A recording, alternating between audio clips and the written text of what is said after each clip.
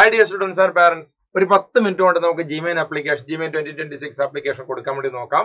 അതിൽ വലിയൊരു കോംപ്ലിക്കേഷൻ ഒന്നുമില്ല. എല്ലാവരും പറയുന്ന പോലെ അത് ഭയങ്കര എന്താ പറയുക ലൈവ് ഫോട്ടോ വന്നിട്ട് ലൈവ് ക്യാമറ ആക്സസ് വേണമെന്നൊക്കെ പറയും, കുട്ടികളെ കൂടെ വേണമെന്ന് പറയും. ഇതിനൊക്കെ സൊല്യൂഷൻസ് ഇതിലുണ്ട്. ആദ്യം തന്നെ നമുക്ക് വീഡിയോ തുടങ്ങുന്നതിന് മുമ്പായിട്ട് ഒരു 15 പ്രധാനപ്പെട്ട കാര്യങ്ങൾ ശ്രദ്ധിക്കാം, എന്നിട്ട് വീഡിയോയിലേക്ക് പോകാം. ഇത് ആദ്യം നിങ്ങൾ നോട്ട് ചെയ്യണം. ഈ കാര്യങ്ങൾ റെഡിയാക്കിയിട്ട് മാത്രം ഓൺലൈൻ ആപ്ലിക്കേഷൻ സ്റ്റാർട്ട് ചെയ്യാം. അപ്പൊ പോയാലോ, സെറ്റ്. ആദ്യം തന്നെ നമുക്ക് ഡോക്യുമെന്റ്സ് പ്രധാനമായിട്ട് ശ്രദ്ധിക്കേണ്ട കാര്യങ്ങളും നോക്കാം. ഞാനൊരു 15 പോയിന്റ്സ് ആയിട്ട് സ്ലൈഡ്സ് ഇവിടെ സെറ്റ് ചെയ്തിട്ടുണ്ട്. അപ്പൊ നമുക്ക് ഒന്നാമത്തെ കാര്യത്തിലേക്ക് പോവാം. ഒന്നാമത്തെ കാര്യം എന്ന് വെച്ചാൽ ഫോട്ടോഗ്രാഫാണ്. എല്ലാവർക്കും ഫോട്ടോനെ പറ്റി കൺഫ്യൂഷൻ ഉണ്ട്. ഒന്നുമില്ല, വൈറ്റ് ബാക്ക്ഗ്രൗണ്ടിൽ ഇതിന്റെ സൈസും ശ്രദ്ധിക്കണം. നമുക്ക് 10 to 200 KB ആണ്. അപ്പൊ നമുക്കൊരു 80-100 KB ആ സൈസിലാണെങ്കിൽ അത്യാവശ്യം ക്ലാരിറ്റി ഉണ്ടാവും, ഒരു അപ്ലോഡ് ചെയ്യാനും എളുപ്പമായിരിക്കും. 200 KB അടുത്തേക്ക് കൊണ്ടുവരണ്ട. 10 മുതൽ 200 വരെ KB JPEG ഫയലാണ്. പിന്നെ 80% ഫേസ് വിസിബിലിറ്റി ഉണ്ടാവണം. അപ്പൊ നമുക്ക് മാസ്കോ മറ്റേ കാര്യങ്ങളൊന്നും വെക്കാം. നിങ്ങൾ സ്പെക്സ് വെക്കുന്ന ആളാണെങ്കിൽ, കണ്ണട ഉപയോഗിക്കുന്ന ആളാണെങ്കിൽ അത് ഒഴിവാക്കിയിട്ട് എടുക്കുന്നതാണ് നല്ലത്. മുഖം നന്നായിട്ട് വിസിബിൾ ആയിരിക്കണം. അതാണ് ഒന്നാമതായിട്ട് ശ്രദ്ധിക്കേണ്ട കാര്യം. അപ്പൊ ഫോട്ടോന്റെ കാര്യം ഓക്കെ ആണല്ലോ. വൈറ്റ് ബാക്ക്ഗ്രൗണ്ട് ആണ്, മുഖം 80% കൃത്യമായിട്ട് കാണണം. അപ്പൊ നമ്മുടെ കണ്ണുകളൊക്കെ കൃത്യമായിട്ട് കാണണം. കണ്ണുകളൊന്നും കവർ ചെയ്യുന്ന രീതിയിൽ യാതൊന്നും ചെയ്യരുത്. ആ കാര്യം ഒന്ന് പ്രത്യേകം ശ്രദ്ധിക്കാം.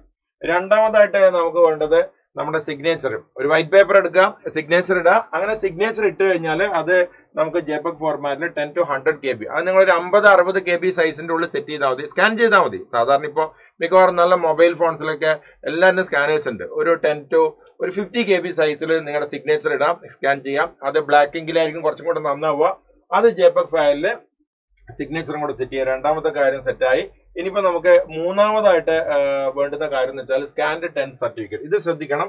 ആദ്യത്തെ 2 JPEG ആണെങ്കിൽ ഇത് PDF ഫോർമാറ്റ് ആണ്. 10th സർട്ടിഫിക്കറ്റ് PDF ഫോർമാറ്റിന് മാത്രം കൊടുക്കുക, അല്ലെങ്കിൽ അപ്ലോഡ് ചെയ്യാൻ ബുദ്ധിമുട്ടായിരിക്കും. PDF ഫോർമാറ്റ് എന്ന് പറയുമ്പോൾ 50 മുതൽ 300 വരെ KB ഉണ്ട്. അത് നിങ്ങൾ ഓൾമോസ്റ്റ് ഒരു 100 KB സൈസിലേക്ക് കൊടുക്കുക, അതും കുഴപ്പമില്ല. അപ്പൊ മൂന്നാമത്തെ കാര്യം മനസ്സിലായല്ലോ. 10th 10ാം ക്ലാസ്സിന്റെ സ്കാൻ ചെയ്ത സർട്ടിഫിക്കറ്റ് ആണ്. അപ്പൊ ഈ 3 കാര്യങ്ങളാണ് എസെൻഷ്യൽ ആയിട്ട് വേണ്ടത്. ഒന്നും കൂടെ പറയാം, നേരത്തെ കാണിക്കണ്ടല്ലോ. 1 ഫോട്ടോഗ്രാഫ്, 2 സിഗ്നേച്ചർ, മൂന്നാമത്തത് 10th സർട്ടിഫിക്കറ്റ്. അതും കൂടെ സെറ്റ് ആയി കഴിഞ്ഞാൽ നമ്മൾ വീണ്ടും മുന്നോട്ട് പോവാണ്.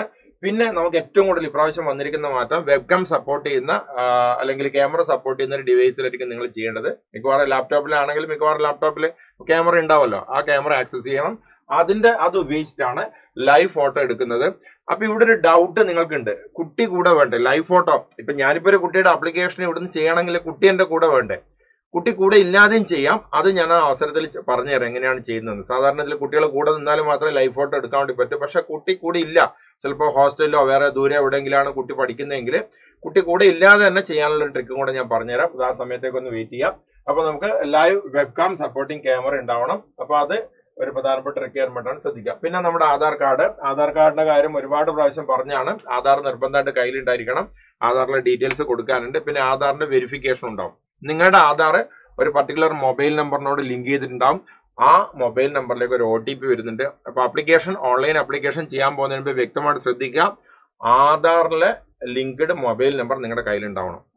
കാരണം ആധാർ വെരിഫൈ ചെയ്യുന്ന സമയത്ത് OTP വരും. ആ സമയത്ത് എൻ്റെ കയ്യിൽ ഇപ്പോഴും മൊബൈൽ ഇല്ല, OTP വരുന്ന മൊബൈൽ ഇല്ല എന്ന് വെച്ചാൽ നിങ്ങളുടെ ആപ്ലിക്കേഷൻ പ്രോസസ് അവിടെ വെച്ച് സ്റ്റോപ്പ് ആവും. അതുകൊണ്ട് ആധാറുമായിട്ട് ബന്ധപ്പെട്ട ഏത് മൊബൈലാണോ കണക്ട് ചെയ്തിരിക്കുന്നത് അത് കയ്യിൽ വേണം. അതിലേക്ക് OTP വരാനുണ്ട്. ഓക്കെ, ശരി. പിന്നെ നമുക്ക് ഫീ പേയ്മെന്റ് സിസ്റ്റം. ഫീ പേയ്മെന്റ് എന്ന് പറയുന്ന സമയത്ത് നമുക്ക് ഇപ്പോൾ കാർഡ് ഉപയോഗിച്ച് ചെയ്യാം, ഡെബിറ്റ് കാർഡ് ഉപയോഗിച്ച് ചെയ്യാം, അതേപോലെ തന്നെ ക്രെഡിറ്റ് കാർഡ് ഉപയോഗിച്ച് ചെയ്യാം, നെറ്റ് ബാങ്കിങ് ഉപയോഗിച്ച് ചെയ്യാം, ഗൂഗിൾ പേ ഉപയോഗിച്ച് ചെയ്യാം, Paytm ഉപയോഗിച്ച് ചെയ്യാം, UPI പേയ്മെന്റ് എല്ലാം ഉപയോഗിച്ച് ചെയ്യാം കേട്ടോ. അപ്പൊ ഇതിൽ ഏതെങ്കിലും ഒരു പേയ്മെന്റ് സിസ്റ്റം അത് നിങ്ങൾ സെറ്റാക്കി വെക്കാം.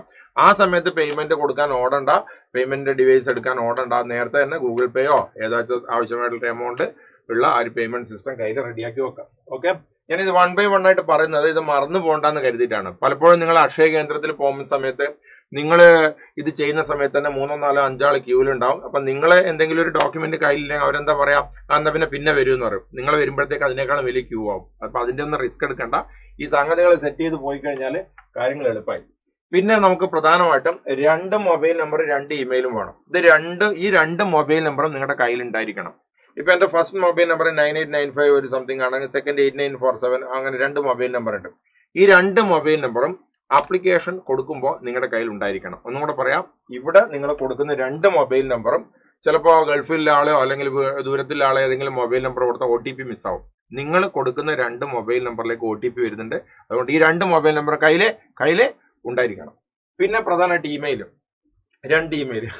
ആപ്ലിക്കേഷൻ കൊടുക്കുമ്പോൾ ഉണ്ടാകുന്ന രസകരമായ ചില കാര്യങ്ങളാണ്. ഇമെയിലൊക്കെ അടിക്കും, chakku.gmail.com അടിച്ചു കഴിഞ്ഞു. അപ്പോൾ ചെയ്യുന്ന അക്ഷയ സെന്ററിൽ ജയിച്ചു ചോദിക്കും, മോനെ അതിലൊരു OTP. എനിക്ക് അതിന്റെ പാസ്വേഡ് ഒന്നും അറിയില്ല. ഇമെയിലൊക്കെ ഞാൻ ഉണ്ടാക്കിയിട്ടുണ്ട്, പാസ്വേഡ് അറിയില്ല. ഇമെയിൽ മാത്രം പോരാ, വ്യക്തമായിട്ട് പറ്റുവാണെങ്കിൽ ഞാനൊരു കാര്യം പറയട്ടെ. നിങ്ങൾ ജിമെയിൽ പരീക്ഷ എഴുതുകയാണ്, അതിനായിട്ടൊരു ഇമെയിൽ ക്രിയേറ്റ് ചെയ്യുക. ഇപ്പോൾ സുദർശൻ എന്നാണ് കുട്ടിയുടെ പേരെങ്കിൽ sudarshan123@gmail.com. sudarshan123 gmail sudarshan123 gmail ഒന്നായി അല്ലെ, sudarshan123 gmail@gmail.com എന്ന് കൊടുക്കാം. ഇനി രണ്ടാമത്തെ sudarshan345 എന്ത് വേണം നിങ്ങൾക്ക് കൊടുക്കാം. ഞാൻ പറഞ്ഞതാണ്, ജിമെയിൽ ആയിട്ട് എക്സ്ക്ലൂസീവ് ആയിട്ട് ഒരു മെയിൽ ഉണ്ടാക്കി വെക്കുന്നത് നല്ലതാണ്. കാരണം അത് അതിന് മാത്രം ഉപയോഗിക്കാം. പിന്നെ അതിന്റെ യൂസർ ഐഡിയും പാസ്വേഡ് നിങ്ങൾക്ക് ആർക്ക് വേണമെങ്കിലും കൊടുക്കാം, നിങ്ങളുടെ വീട്ടിൽ ആരെങ്കിലും നിങ്ങൾ ഇല്ലെങ്കിലും ഹോസ്റ്റലൊക്കെ ആണെങ്കിലും. അതുകൊണ്ട് ഞാൻ പറഞ്ഞത് ഒരു സ്പെസിഫിക് ആയിട്ടൊരു മെയിൽ ഐ ഡി ഇതിനു വേണ്ടി ഡെഡിക്കേറ്റഡ് ആക്കി ഉണ്ടാക്കി വെക്കുന്നത് നല്ലതാണ്. ഞാൻ പറഞ്ഞതേ ഉള്ളൂ, നിങ്ങളുടെ സൗകര്യം ചെയ്യാം. പിന്നെ പ്രധാനമായിട്ട് വേണ്ടതെന്ന് വെച്ചാൽ നമ്മുടെ ഈ സർട്ടിഫിക്കറ്റുകൾ. പക്ഷേ കഴിഞ്ഞ പ്രാവശ്യത്തെ ഒരു ആപ്ലിക്കേഷന്റെ കുറച്ച് കോംപ്ലിക്കേഷനൊക്കെ ഒഴിവാക്കിയിട്ടുണ്ട്. ധാരാളം റിസർവേഷൻ സർട്ടിഫിക്കറ്റ് ഉണ്ടെന്ന് നിങ്ങൾക്കറിയാം. അതായത് നോൺ ക്രിമിലിയർ സർട്ടിഫിക്കറ്റ് ഉണ്ട് NCL. EWS എന്ന് വെച്ചാൽ മുന്നോക്ക വിഭാഗക്കാരുടെ താഴ്ന്ന വരുമാനമുള്ളവർക്ക് EWS സർട്ടിഫിക്കറ്റ് ഉണ്ട്. ഇത്തരം സർട്ടിഫിക്കറ്റുകളൊക്കെ ഇപ്പൊ ശരിക്കും അപ്ലോഡ് ചെയ്യേണ്ട ആവശ്യമില്ല. പക്ഷെ നിങ്ങൾ ആ സർട്ടിഫിക്കറ്റ് ഓൾറെഡി എടുത്തു വെച്ചിട്ടുണ്ടാകും. നമ്മൾ പല പ്രാവശ്യമായിട്ട് പറഞ്ഞാണ് സർട്ടിഫിക്കറ്റ് എടുത്തു വെക്കണം എന്നുള്ള കാര്യം. ആ സർട്ടിഫിക്കറ്റ് എടുത്തു വെച്ചിട്ടുണ്ടെങ്കിൽ അതിന്റെ ഡീറ്റെയിൽസ്, അതിന്റെ നമ്പർ, അതിന്റെ ആപ്ലിക്കേഷൻ നമ്പർ, ഡേറ്റ്, ആരാണ് അത് ഇഷ്യൂ ചെയ്ത്, അത്തരം കാര്യങ്ങൾ കൊടുക്കാനുണ്ട്. അല്ലാണ്ട് സർട്ടിഫിക്കറ്റ് നോൺ ക്രിമിനൽ സർട്ടിഫിക്കറ്റോ പിന്നെ അതേപോലെ നമ്മുടെ EWS സർട്ടിഫിക്കറ്റോ ഒന്നും അപ്ലോഡ് ചെയ്യാനില്ല. ഫിസിക്കലി ഹാൻഡിക്യാപ്ഡ് ആയിട്ടുള്ള കുട്ടികൾക്ക് ആ സർട്ടിഫിക്കറ്റ് കയ്യിൽ വേണം. EWS നോൺ ക്രിമിനൽ സർട്ടിഫിക്കറ്റ് ഇപ്പോൾ അവിടെ അറ്റ് പ്രസന്റ് നിങ്ങൾക്ക് അപ്ലോഡ് ചെയ്യേണ്ട ആവശ്യമില്ല. പക്ഷെ അതിന്റെ നമ്പറും ഡീറ്റെയിൽസ് ഒക്കെ ആവശ്യമാണ്. അതും കൂടെ ശ്രദ്ധിക്കുക. പിന്നെ നമ്മൾ പോകുന്ന ഒമ്പതാമത്തെ കാര്യം നിങ്ങൾ വളരെ ശ്രദ്ധിക്കേണ്ടത്, പലപ്പോഴും നമ്മൾ ഈ ചെയ്യുന്ന ഒരാള്, അയാള് സാധാരണഗതിയിൽ അത് നിങ്ങൾക്ക് വേണ്ടി ചെയ്തു തരുന്ന ഒരാളാണ്, ഒരു പേയ്മെന്റ് കൊടുത്ത് ചെയ്തു തരുന്ന ഒരാള്. അദ്ദേഹത്തിനോട് ഒരിക്കലും ഇതിന് അഭിപ്രായം ചോദിക്കരുത്. Paper 1, paper 2A, paper 2B ഒക്കെ ഉണ്ടാവും. അപ്പൊ ചേച്ചി ഏത് പേപ്പറാണ് വേണ്ട അത് നിങ്ങളങ്ങ് കൊടുത്തോളൂ. ഒന്ന് വ്യക്തമായിട്ട് മനസ്സിലാക്കി 3 പേപ്പേഴ്സാണ് ജിമെയിലുള്ളത് അല്ലെ? ഏതൊക്കെയാ? അതിൽ ഒന്നാമത്തത് പേപ്പർ 1 ആർക്കിടെക്ചർ അല്ല, പ്ലാനിങ് അല്ല, നമ്മുടെ BTech. അത് പറയാൻ കാരണം അങ്ങനെ 2 പേപ്പേഴ്സ് വരുന്നുണ്ട്. BTech എഞ്ചിനീയറിംഗ്, IIT-കളിൽ, NIT-കളിൽ, അല്ലെങ്കിൽ IIIT-കളിൽ, അല്ലെങ്കിൽ GFT-കളിൽ BTech. ഈ BTech എന്ന് പറയുന്ന IIT കിട്ടണം, അഡ്വാൻസ്ഡ് എന്ന് നിങ്ങൾക്കറിയാം. ഇപ്പോൾ മെയിൻ വഴി കിട്ടുന്നത് പ്രധാനമായിട്ടും BTech കിട്ടുന്ന NIT-കളിൽ, നിങ്ങൾക്കറിയാം IIIT-കളിൽ, GFT-കളിൽ. അവിടുത്തെ BTech, BE അഥവാ BTech സംഗതി. ഈ BTech-നാണ് പേപ്പർ 1 കൊടുക്കേണ്ടത്. ഇപ്പൊ നിങ്ങൾ മെക്കാനിക്കൽ എഞ്ചിനീയറിംഗോ, സിവിൽ എഞ്ചിനീയറിംഗോ, ഇലക്ട്രിക്കോ, ഇലക്ട്രോണിക്സോ, whatever it may be, BTech ആണ് ഉദ്ദേശിക്കുന്ന പേപ്പർ 1 കൊടുക്കുക. ഞാനൊരു കാര്യം ഇവിടെ നിങ്ങളോട് ആഡ് ഓൺ ചെയ്ത് പറയാണ്. അത് ലാസ്റ്റ് ഒന്നും കൂടെ ഞാൻ പറയുന്നുണ്ട്. നിങ്ങൾ അവിടെ സെക്കൻഡ് പേപ്പർ അത്യാവശ്യം ഒരു വരക്കാനുള്ള സ്കില്ലൊക്കെ ഉണ്ടെങ്കിൽ നിങ്ങൾക്ക് പേപ്പർ 2A-യും 2B-യും എടുക്കാം. പേപ്പർ 2A ആർക്കിടെക്ചർ ആണ്. കുറച്ചൊന്ന് പ്രിപ്പയർ ചെയ്ത ആർക്കിടെക്ചർ നിങ്ങൾക്ക് എഴുതാൻ വേണ്ടി പറ്റും. അത്യാവശ്യം ഒരു വരക്കാനുള്ളൊരു കഴിവ്, ഒരു ഭാവനാശേഷി, ഒരു ഇമാജിനേഷൻ സ്കില്ലൊക്കെ ഉണ്ടെങ്കിൽ നല്ലതാണ്. B പ്ലാനിങ്, അതായത് ടൗൺ പ്ലാനേഴ്സ് എന്ന് കേട്ടിട്ടുണ്ടാകും. അതായത് എന്താ, ഒരു നഗരം മുഴുവൻ ആസൂത്രണം ചെയ്യുന്ന അതുമായിട്ട് ബന്ധപ്പെട്ട കോഴ്സാണ് B പ്ലാനിങ്, ടൗൺ പ്ലാനിങ് ഒക്കെ. അപ്പോൾ സെൻട്രൽ ഗവൺമെന്റിലൊക്കെ ഒരുപാട് പോസ്റ്റൊക്കെ വരുന്ന ഒരു കോഴ്സാണ് പ്ലാനിങ്, ടൗൺ പ്ലാനിങ്. ഇപ്പൊ നമ്മുടെ ഇന്ത്യയിൽ ഇൻഫ്രാസ്ട്രക്ചർ ഡെവലപ്മെന്റ് വലിയ രീതിയിൽ നടക്കുകയാണ്. അപ്പൊ ഈ 2 കോഴ്സുകൾക്ക് നല്ല ഇമ്പോർട്ടൻസ് ഉണ്ട്. പറ്റുകയാണെങ്കിൽ ഒന്ന് അപ്ലൈ ചെയ്തേക്കാം. ഓക്കെ, ഏതൊക്കെയാ? അതെ, പേപ്പർ 2A 2B. പേപ്പർ 1 എന്താ? BTech. സെറ്റ് ആയല്ലോ? ഓക്കെ, അപ്പൊ 9ാമത്തെ കാര്യം കഴിഞ്ഞു. 15 കാര്യങ്ങളുണ്ട് ഞാൻ പറഞ്ഞു. ഇനി 10ാമത്തെ കാര്യത്തിലേക്ക് പോവാണ്. Exam centre idea. എന്താ എക്സാം സെന്റർ ഐഡിയ എന്ന് പറയുന്ന സമയത്ത് അതും ഇതേപോലെ ഒരു കോമഡിയാണ്. എന്താ, ചേച്ചി ചോദിക്കും എവിടെയാ പരീക്ഷാ സെന്റർ വേണ്ട, അത് എവിടെയും കൊടുത്തോളൂ. കൃത്യമായിട്ടുള്ള ധാരണ വേണം എക്സാം സെന്റർ എവിടെ കിട്ടണം. ഒരു കാര്യം ഞാനിപ്പോൾ കൃത്യമായിട്ട് പറഞ്ഞുതരാം. നിങ്ങളുടെ അഡ്രസ്സ്, നിങ്ങൾ കൊടുക്കുന്ന അഡ്രസ്സ് കേരളത്തിൽ എവിടെയെങ്കിലും ആയാൽ മതി. നിങ്ങൾക്ക് കേരളത്തിൽ എവിടെയെങ്കിലും എക്സാം സെന്റർ കിട്ടും. എവിടെ വേണമെങ്കിലും എക്സാം സെന്റർ കിട്ടും. നിങ്ങൾക്ക് കാസർഗോഡോ, തിരുവനന്തപുരത്തോ, മലപ്പുറത്തോ, നിങ്ങൾക്ക് വയനാട്, എവിടെ വേണമെങ്കിൽ പരീക്ഷ എഴുതാം. നിങ്ങൾക്ക് കേരളത്തിലൊരു അഡ്രസ്സ് മതി. പക്ഷേ നിങ്ങൾ കൊടുത്തിരിക്കുന്ന അഡ്രസ്സ് ഗൾഫിലോ അല്ലെങ്കിൽ എവിടെ നമ്മുടെ തമിഴ്നാട്ടിലോ ആണെങ്കിൽ ഒരിക്കലും കേരളത്തിൽ എക്സാം സെന്റർ കിട്ടില്ല. ഏത് സംസ്ഥാനത്താണോ എക്സാം സെന്റർ വേണ്ടത് അതിന്റെ അഡ്രസ്സ് പ്രസന്റ് അല്ലെങ്കിൽ പെർമനന്റിൽ വേണം. ഏത് സംസ്ഥാനത്താണോ എന്താ എക്സാം സെന്റർ വേണ്ടത് അതിന്റെ അഡ്രസ്സ് എവിടെ വേണം? Present address. 2 അഡ്രസ്സ് കൊടുക്കാനുണ്ട്, പ്രസന്റ് അഡ്രസ്സ്, പെർമനന്റ്. അതിൽ ഏതൊന്ന് കേരള കൊടുത്തു കഴിഞ്ഞാൽ എനിവേർ ഇൻ കേരള ഏത് ഡിസ്ട്രിക്റ്റിലും നിങ്ങൾക്ക് എക്സാം സെന്റർ ലഭിക്കും. കേട്ടോ, ക്ലിയർ ആയല്ലോ? അപ്പൊ അതിന്റെ ഒരു ധാരണ ഉണ്ടാക്കണം. 4 സെന്റേഴ്സ് കൊടുക്കണം. ഞാനിപ്പോ സപ്പോസ് കോഴിക്കോടാണെങ്കിൽ ഫസ്റ്റ് ഞാൻ കോഴിക്കോട് കൊടുത്തു. അഥവാ കോഴിക്കോട് കിട്ടിയിട്ടില്ലെങ്കിൽ ഞാൻ ഇഷ്ടപ്പെടുന്നത് മലപ്പുറം കൊടുക്കാനാണ്. അപ്പൊ സെക്കൻഡ് മലപ്പുറം കൊടുത്തു. മലപ്പുറം കിട്ടിയിട്ടില്ലെങ്കിൽ ചിലപ്പോൾ തിരക്കായി. കണ്ണൂർ 3ാമത്തത്. കണ്ണൂരില്ലെങ്കിലോ തൃശ്ശൂർ. അതാണ് എന്റെ ഓർഡർ. ഇത് മനസ്സിലുണ്ടാവണം. ഇപ്പോൾ കോട്ടയത്ത് പഠിക്കുന്ന ഒരു കുട്ടി, ട്രിവാൻഡ്രത്ത് പഠിക്കുന്ന കുട്ടി ഫസ്റ്റ് ട്രിവാൻഡ്രം, അടുത്ത കൊല്ലം, അടുത്തത് ആലപ്പുഴ, ഇവിടെ അത് നിങ്ങളുടെ ഇഷ്ടമാണ്. എറണാകുളം പഠിക്കുന്ന കുട്ടി ഫസ്റ്റ് എറണാകുളം, 2 തൃശ്ശൂർ. ആ ഒരു ഐഡിയ ഓർഡർ മനസ്സിലുണ്ടാവണം. ഒന്നും കൂടെ പറയാം, 1 അല്ല 2 അല്ല 3 അല്ല 4 എക്സാം സെന്റർ മനസ്സിൽ ഓർത്ത് വെച്ച് കൃത്യമായി പ്ലാൻ ചെയ്തിട്ട് പോകണം. പറയുന്ന സമയത്ത് കൊടുക്കുക, സെറ്റ് ചെയ്യുക. ക്ലിയർ ആയല്ലോ? എത്രാമത്തെ പോയിന്റാ? 10ാമത്തെ പോയിന്റ്. നമ്മൾ പോകുന്ന 11ാമത്തെ പോയിന്റിൽ പോകുന്നത് +2 mark list. +2 mark list, SLC mark ലിസ്റ്റിന്റെ കാര്യം ഞാൻ പറഞ്ഞിട്ടുണ്ട്. ഓക്കെ, SLC മാർക്ക് ലിസ്റ്റും +2 മാർക്ക് ലിസ്റ്റും അത് രണ്ടും കൂടെ ഒന്നിച്ച് പറയാം. SLCന്റെ മാർക്ക് ലിസ്റ്റ് കൃത്യമായിട്ട് കയ്യിൽ വേണം. എല്ലാ ഡീറ്റെയിൽസും, നിങ്ങളുടെ പേര്, പിന്നെ ഫാദറിന്റെ പേര്, മദറിന്റെ പേര്, ഇതൊക്കെ 10th മാർക്ക് ലിസ്റ്റിൽ അതേപോലെ തന്നെ അപ്ലോഡ് ചെയ്യണം, എൻട്രി ചെയ്യണം. അതേപോലെ അത് അപ്ലോഡ് ചെയ്യാനുമുണ്ട്. +2 കഴിഞ്ഞ കുട്ടികളാണെങ്കിൽ +2 മാർക്ക് ലിസ്റ്റും കൂടെ വേണം. അത് അപ്ലോഡ് ചെയ്യാനില്ല, +2 മാർക്ക് ലിസ്റ്റ് നോക്കിയിട്ട് ഡീറ്റെയിൽസ് കൊടുക്കാനുണ്ട്. ഇവിടെ ചെറിയൊരു കോംപ്ലിക്കേഷൻ ഉണ്ട്. +2 പഠിച്ചുകൊണ്ടിരിക്കുന്ന കുട്ടികളാണെങ്കിൽ, ഏറ്റവും കൂടുതൽ കുട്ടികൾക്ക് വരുന്നൊരു ഡൗട്ടാണത്. +2 പഠിച്ചുകൊണ്ടിരിക്കുന്ന കുട്ടികളാണെങ്കിൽ നിങ്ങൾ അപ്പിയറിംഗ് എന്ന് കൊടുത്താൽ മതി. പക്ഷെ അപ്പിയറിംഗ് എന്ന് കൊടുക്കുമ്പോഴും ഒരു രജിസ്ട്രേഷൻ നമ്പറിന്റെ കോളം ഉണ്ട്. അത് നിങ്ങൾക്ക് ഇപ്പോൾ ഒരു രജിസ്ട്രേഷൻ നമ്പർ ഉണ്ടാവില്ല. CBSE ആയാലും എനിക്കൊന്ന് സ്റ്റേറ്റ് ആണെങ്കിൽ രജിസ്ട്രേഷൻ നമ്പർ ഉണ്ടാവും, CBSE ആണെങ്കിൽ രജിസ്ട്രേഷൻ നമ്പർ ഉണ്ടാവില്ല. അവിടെ നിങ്ങളൊരു നമ്പർ കൊടുത്താൽ മതി. അതായത് 000 എൻട്രി കിട്ടുന്നില്ലെങ്കിൽ 11110001. അത് കോളം ജസ്റ്റ് ഫില്ല് ചെയ്യാതെ നിങ്ങൾക്ക് മുന്നോട്ട് പോകാൻ പറ്റില്ല. If there is no registration number നിങ്ങൾ തൽക്കാലത്തേക്ക് കൊടുക്കുക. അതുകൊണ്ട് യാതൊരു ബുദ്ധിമുട്ടും വരില്ല. നമുക്കത് പിന്നീട് റെക്ടിഫൈ ചെയ്യാം. ഓക്കെ, കാരണം നിങ്ങൾക്ക് ആ രജിസ്ട്രേഷൻ നമ്പർ ഇല്ല. സ്റ്റേറ്റ് സിലബസ് ആണെങ്കിൽ എനിക്ക് തോന്നുന്നൊരു +1ന്റെ രജിസ്ട്രേഷൻ നമ്പർ ഉണ്ടാവും, അതങ്ങ് വെച്ച് കൊടുത്താൽ മതി. ഓക്കെ, സെറ്റ് അല്ലേ? ഓക്കെ, ഇനി നമ്മൾ പോകുന്ന 12ാമത്തെ കാര്യങ്ങൾ, എലിജിബിലിറ്റി നോക്കണം. ഇപ്പോൾ എല്ലാ ആൾക്കാർക്കും IIT പഠിക്കണം, NIT പഠിക്കണം എന്നൊക്കെ ആഗ്രഹം ഉണ്ടാകും. പക്ഷേ കുറച്ച് മുമ്പേയൊക്കെ +2 ഒക്കെ കഴിഞ്ഞ ആൾക്കാരായിരിക്കും. ചിലപ്പോൾ റിപ്പീറ്റ് ചെയ്യുമ്പോൾ അത് ശ്രദ്ധിക്കാതെ ചെയ്യുന്ന കുട്ടികളുണ്ടാവും. ലേറ്റസ്റ്റ് എലിജിബിലിറ്റി ക്രൈറ്റീരിയ പ്രകാരം 2024, 25, 26 ഈ 3 വർഷങ്ങളിൽ 24 +2 എഴുതിയവർക്ക്, 25 എഴുതിയവർക്ക്, 26 എഴുതാൻ വേണ്ടി പോകുന്നവർക്ക്, ഈ 3 പേർക്കാണ് GMAന്റെ എലിജിബിലിറ്റി ഉണ്ടാവുക. അത് ശ്രദ്ധിക്കുക കേട്ടോ. ഓക്കെ, അപ്പൊ ഇതാണ് എലിജിബിലിറ്റി ക്രൈറ്റീരിയ. പിന്നെ 75% മാർക്കിന്റെ ഒരു ക്രൈറ്റീരിയ ഉണ്ട്, അതറിയാലോ. 75% മാർക്കാണ്.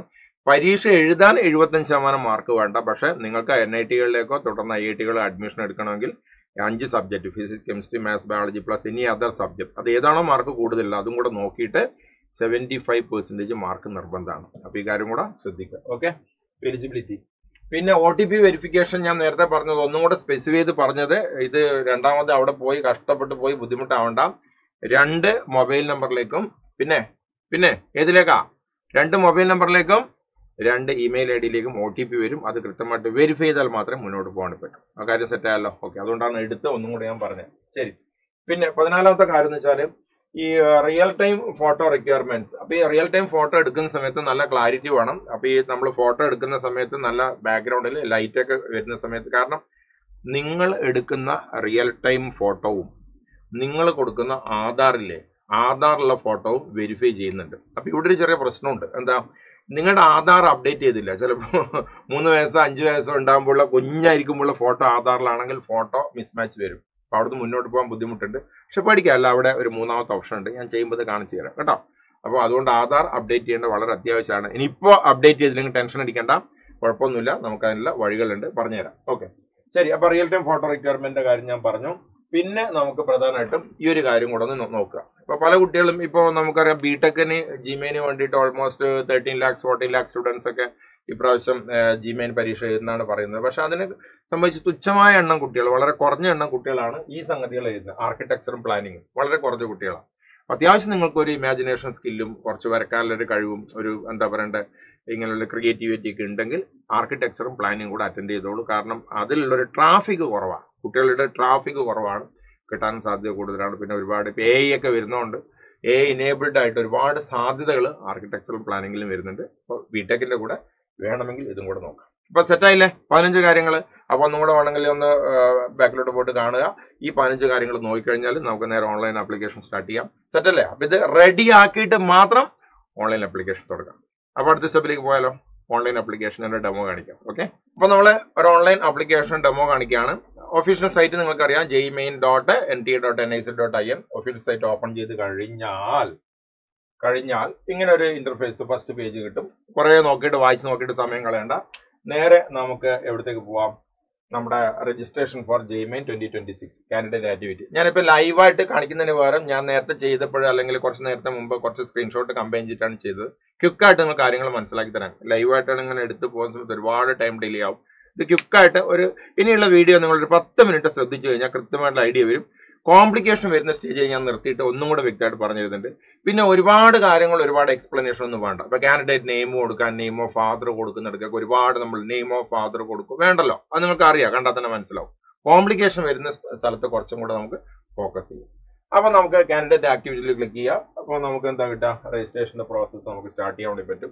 3 വിൻഡോസ് കാണാം. അപ്പോൾ ഒന്ന് സ്റ്റെപ്സ് ഫോർ അപ്ലൈ ഓൺലൈൻ, സമയം നന്നായിട്ടുണ്ടെങ്കിൽ അതൊന്ന് വായിച്ചു നോക്കുക, ഒരുപാട് കാര്യങ്ങളൊക്കെ ഉണ്ട്. പിന്നെ ഇത് ഓൾറെഡി നേരത്തെ എന്ന് പറയുമ്പോൾ കഴിഞ്ഞ വർഷം രജിസ്റ്റർ ചെയ്തവർക്കല്ല.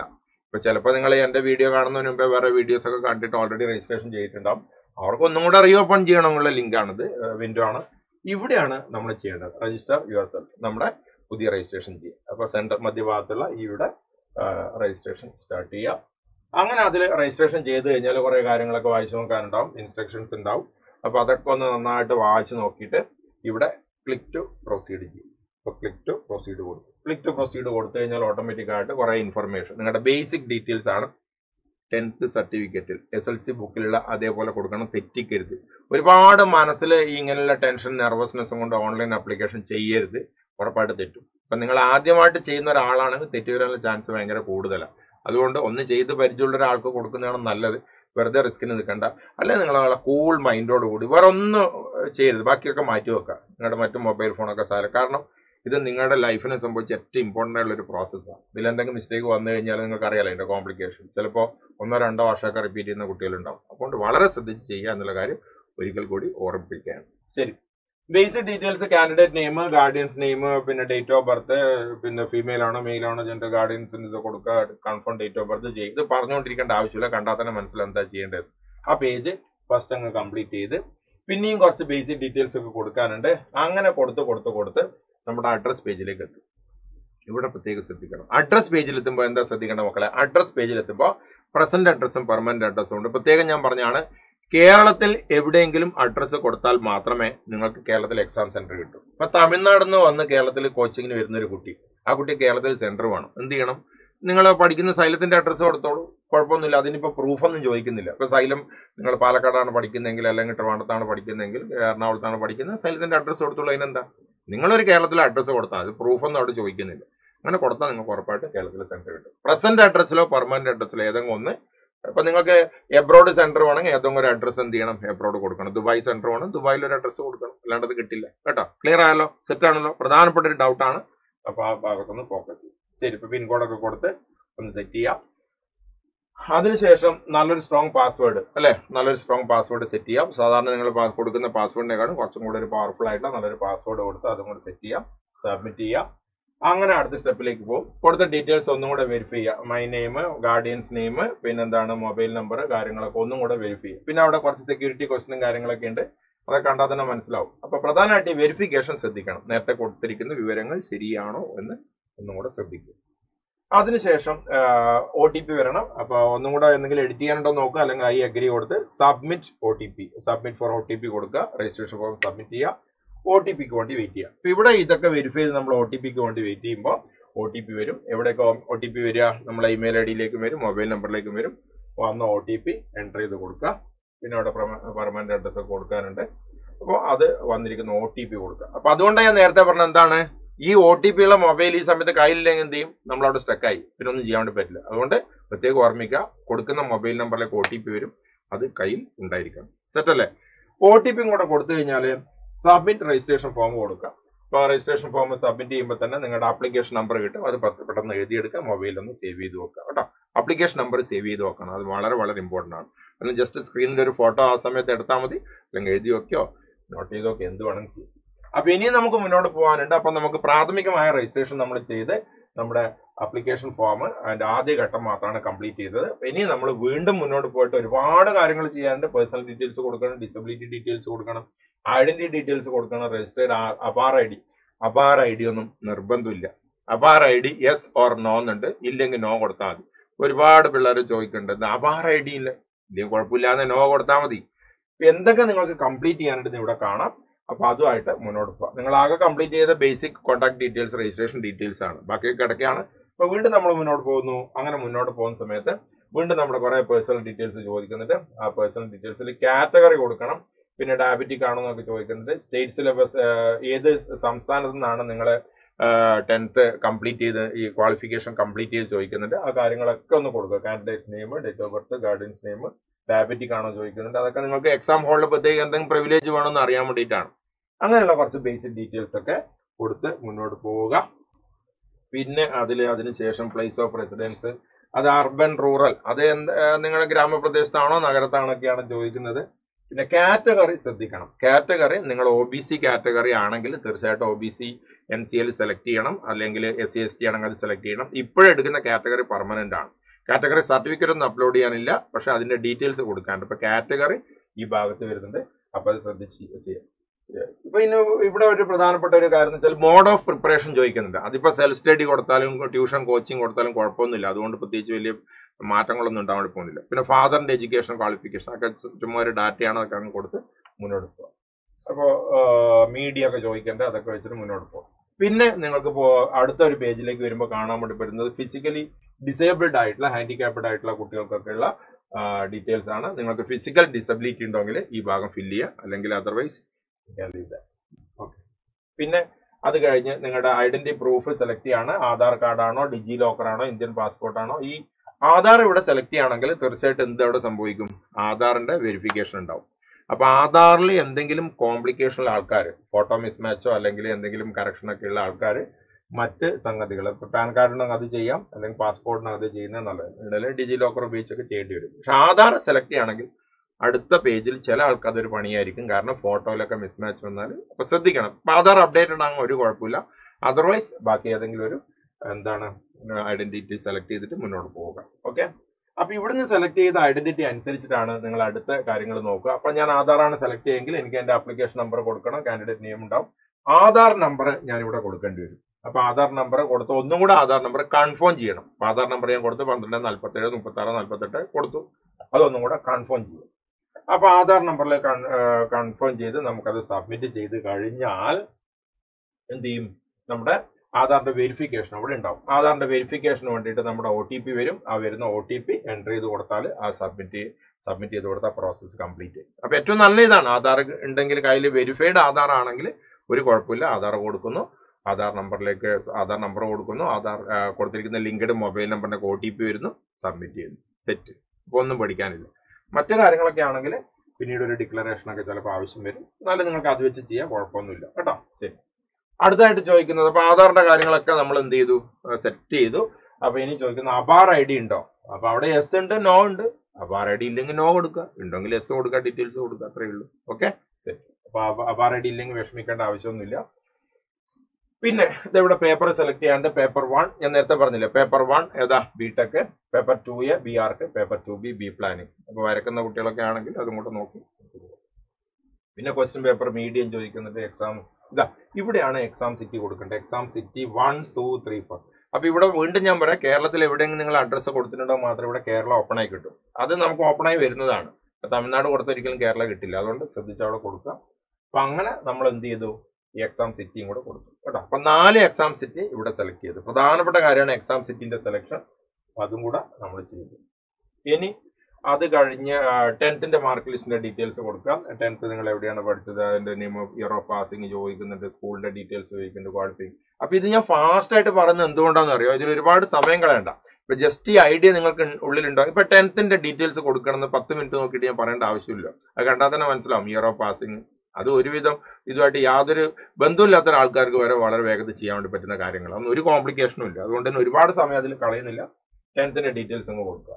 10th ഡീറ്റെയിൽസ് കൊടുത്തു കഴിഞ്ഞാൽ പിന്നെ നിങ്ങൾ +2 പാസ്സായിട്ടുണ്ടെങ്കിൽ അതിന്റെ ഡീറ്റെയിൽസും കൂടെ കൊടുക്കുക. അതർവൈസ് +2 അപ്പിയറിംഗ് കൊടുത്തിട്ട് മുന്നോട്ട് പോയാൽ മതി. അപ്പൊ 10th ക്ലാസ്സിന്റെ ഡീറ്റെയിൽസ് +2ന്റെ ഡീറ്റെയിൽസും കൊടുക്കാനുണ്ട്. അപ്പൊ ഇവിടെ ബോർഡും കാര്യങ്ങളൊക്കെ സെലക്ട് ചെയ്യാണ്ട്, ഇപ്പൊ കേരള ബോർഡ്, ആ ബോർഡിന്റെ ചെറിയൊരു ബുദ്ധിമുട്ടുണ്ട്. കേരള ബോർഡിന്റെ ഒരു ഹയർ സെക്കൻഡറി ഇതൊക്കെ അങ്ങോട്ടും ഇങ്ങോട്ട് ചേഞ്ച് ആയ ഒരു ഓപ്ഷൻ ഉണ്ട്. അതൊന്നും കുഴപ്പമില്ല, കേരള എന്ന് കാണുന്നത് അതങ്ങ് സെലക്ട് ചെയ്താൽ മതി, അല്ലെങ്കിൽ താഴെയുള്ള അതേഴ്സ് കൊടുത്തിട്ട് പോകും. അതിനൊന്നും ഒരു കോംപ്ലിക്കേഷനും ഇല്ല, ഈസി ആയിട്ട് ചെയ്യാൻ വേണ്ടി പറ്റുന്ന കാര്യങ്ങൾ, ബോർഡ് സെലക്ഷനും കാര്യങ്ങളും. ഓക്കെ. പിന്നെ ഇപ്പൊ ഞാൻ പറഞ്ഞല്ലോ 2 മൊബൈൽ നമ്പർ 2 ഇമെയിൽ ID വേണം. രണ്ടാമത്തെ വന്നിരിക്കുന്നത് ഇവിടെയാണ്, എമർജൻസി കോൺടാക്ട് ഡീറ്റെയിൽസ്. അപ്പൊ എമർജൻസി കോൺടാക്ട് ഡീറ്റെയിൽസിൽ ഒരു മൊബൈൽ നമ്പർ കൊടുക്കണം, ഇമെയിൽ ID വേണം. അപ്പൊ അതിലും കൂടെ OTP വരുന്നുണ്ട്. അപ്പൊ രണ്ടാമത്തെ ഇമെയിൽ ID മൊബൈൽ നമ്പറും ഇവിടെ യൂസ് ചെയ്തിട്ട് അതിന്റെ എമർജൻസി കോൺടാക്ട് ഡീറ്റെയിൽസ് കൊടുത്തിട്ട് അത് സെറ്റ് ചെയ്തിട്ട് മുന്നോട്ട് പോകാം. അപ്പൊ സെക്കൻഡ് മൊബൈൽ ID കൂടെ മൊബൈൽ ആൻഡ് ഇമെയിൽ ഐ ഡിയും കൂടെ നമ്മളിവിടെ ഉപയോഗിച്ചു. ക്ലിയർ ആയോ? ഇനിയിപ്പോൾ എന്താ, അപ്പൊ അത് കഴിഞ്ഞ് നമ്മുടെ മൊബൈൽ നമ്പറിലേക്ക് ഇമെയിൽ ഐ ഡിയിലേക്ക് OTP വന്നു. നേരത്തെ പറഞ്ഞ കാര്യം തന്നെ അതിന്റെ ഫോളോ അപ്പ് ആണ്. പിന്നെ ഇനിയാണ് ഈ വർഷത്തെ ജിമെയിൽ ആപ്ലിക്കേഷനിൽ വന്നിരിക്കുന്ന ഏറ്റവും പ്രധാനപ്പെട്ട മാറ്റം. ഇപ്പൊ പലതരത്തിലുള്ള തട്ടിപ്പുകൾ, പലതരത്തിലുള്ള ബുദ്ധിമുട്ടുകൾ ജിമെയിൽ NTA കുട്ടികൾ ചിലപ്പോൾ ഉണ്ടാക്കാറുണ്ട്. അപ്പോൾ ആൾമാറാട്ടം നടത്തുക, അങ്ങനെ ഒരുപാട് കാര്യങ്ങളുണ്ട്. ഇപ്പൊ കേരളത്തിൽ ഇത് പൊതുവെ കുറവാണെങ്കിലും മറ്റ് സംസ്ഥാനങ്ങളിൽ നടക്കുന്നതായിട്ട് റിപ്പോർട്ട് ചെയ്യപ്പെടുന്നുണ്ട്.